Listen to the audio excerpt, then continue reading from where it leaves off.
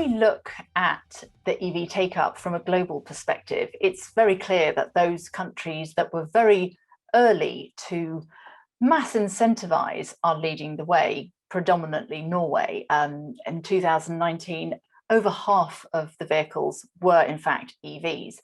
Now, Norway is an interesting one because, as well as incentivizing people very heavily towards EVs, it's important to remember that along with that comes quite heavy taxes. So they were in a financial position to be able to put those incentives in place. But that said, they definitely are leading the way. It's a tremendous success story. And also, Norway is an interesting one because much of the country is, of course, very rural as well. So they have really done a fantastic job in showing just how it can be done. But of course, it does need a great deal of investment as well. Now, there are the big markets, the real big players like the US and like China. So China has had an air problem that we're aware of for many years, but they are really very strong now in their EV manufacture and also encouraging people to buy.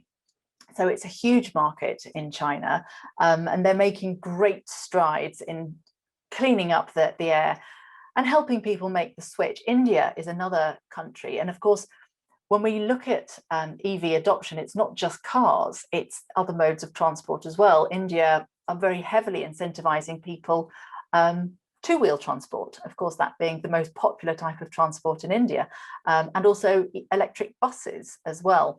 So the UK currently has got a long way to go, but we do have a very complicated set of criteria and quite a unique set of criteria that need to be addressed as well. One of the UK's big problems when it comes to mass EV adoption is just, of course, the way our towns and cities are laid out. Now, many European countries who are ahead of us in EV adoption don't have this same problem, where we have got many towns with many people living in them in either apartments or in terraces where they don't have the capability of charging their vehicle in an off-street setup. So we've really got to look at how we're going to address that. That's not to say that solutions aren't out there, but it does mean that the problems that the UK face are unique, but they are in no way insurmountable.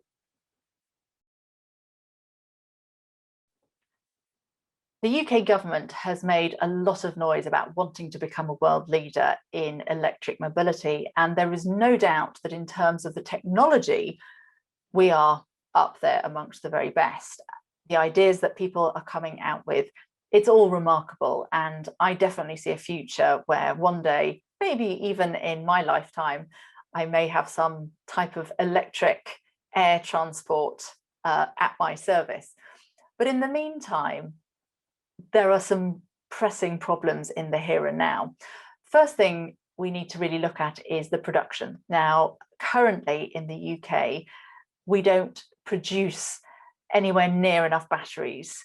Now, it's heartening to see that there has been an announcement by Nissan, who are now going to build a gigafactory here in the UK, and that's going to help solve a lot of the problems. But manufacturers who build cars in the country have been calling on the government to support gigafactories being built here in the UK, so batteries don't need to be shipped from abroad, incurring further taxes and duties for a long time now. So it's heartening to see that we're making strides in that. The other issue that the UK need to address is the way our towns and cities are laid out for mass adoption.